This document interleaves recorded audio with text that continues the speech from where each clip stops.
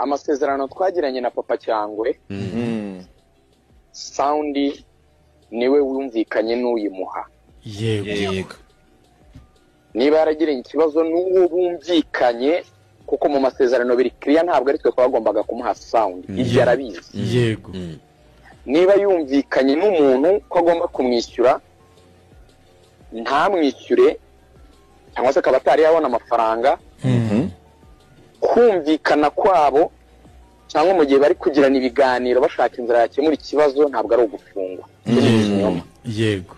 Kigali Universe ni venue abantu bakwiye kubaha. Yego. Ni venue ifitiye abantu benshi akamaro. Yego. Ntabwo twakwemera ko umusore muto dukunda twashyigikiye twafashije I repeat it again, twafashije. Yego. Arabizi ari mu bantu tworohereje na timu ye inama zose twakoranye, guhera ku muyobozi wacu ushinzwe ibijyanye na operation n'abayobozi bo hejuru muri Kigali Universe. Hari ijambo rimwe rivuga ngo uwo ni umujene muto uri kuzamuka neza mu mufashe. Yego. The spirit yari ukumufasha. Ubwanjye yansanze ndi muri restaurant ngiye gukora inama n'abandi bantu. I was the one wamudirectinze n'umuntu bari bazanye mu nama, njya no kumurebera umuyobozi bagombaga kuganira n'umuntu wacu usanzwe mu by'ama event muramuzi BGC. Yego.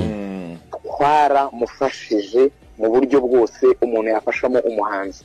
Professionally dukora contract, kubaha ibyo twashyize muri contract, kubaha neza inyungu ze nawe yagombaga kubaha inyungu zacu. Yego.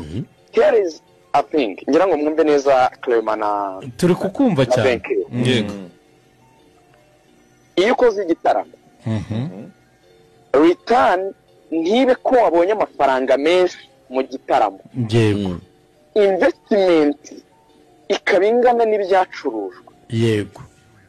Bikaba ari ibintu biri clear mu buryo bw'ikoranabuhanga systematically, nta kuntu wabikwepa.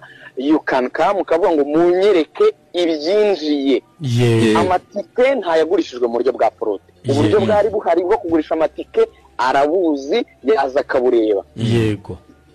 Niyo bavuze rero ngo Kigali Universe irafata a certain percentage, hanyuma ayo matike niba hari ibindi agomba gukavaringa nka cost muri Kigali Universe, yego, bikagaragara ko abantu baje bingana, ntabwo wagenda ngo uvuge ngo byanze, ngo banyibye, ngo abantu ngo bamfunze, ngo bandenganyije. Sibyo kuvuga ngo abantu niba bamufasha, ari nabyo ngira ngo mugireho inama. As a young brother, ko ndamuruta mu myaka, nubwo ntari umuhanzi ariko mbana n'abahanzi bari no kuri nivo rwose nini kurutiye. Yego.